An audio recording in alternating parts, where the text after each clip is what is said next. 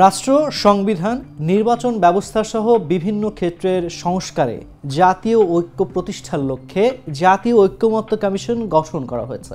অন্তর্বর্তী সরকারের প্রধান উপদেষ্টা অধ্যাপক ডক্টর মোহাম্মদ ইউনূস এই কমিশনের নেতৃত্ব দেবেন। মন্ত্রিপরিষদ বিভাগ থেকে জারি করা এক প্রজ্ঞাপনে এ তথ্য জানানো হয়। 15 ফেব্রুয়ারি থেকে এই কমিশনের কাজ শুরু করবে বলে মন্ত্রিপরিষদ বিভাগের সচিব ডক্টর শেখ আব্দুর রশিদ স্বাক্ষরিত প্রজ্ঞাপনে জানানো হয়েছে। এর আগে বিভিন্ন খাতের সংস্কারের সুপারিশ প্রণয়নের 6টি কমিশন গঠন করেছিল সরকার। এর মধ্যে সংবিধান সংস্কার কমিশনের প্রধান অধ্যাপক ডক্টর আলী রিয়াজ ঐক্যমত্য কমিশনের সভাপতি হিসেবে দায়িত্ব পেয়েছেন।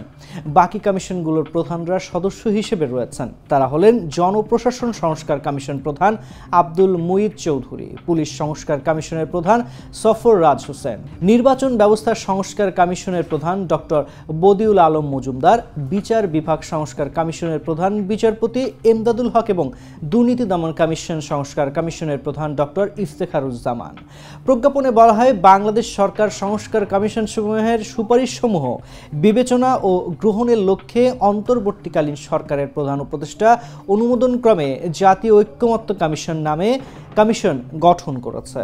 প্রজ্ঞাপনে বলা হয়, কমিশন আগামী নির্বাচন সামনে রেখে নির্বাচন ব্যবস্থা, পুলিশ, বিচার বিভাগ, জনপ্রশাসন, সংবিধান ও দুর্নীতি দমন বিষয়ে সংস্কারের জন্য গঠিত কমিশনগুলোর সুপারিশসমূহ বিবেচনা ও জাতীয় ঐক্যমত্য গঠনের জন্য রাজনৈতিক দল ও শক্তিসমূহের সঙ্গে আলোচনা করবে।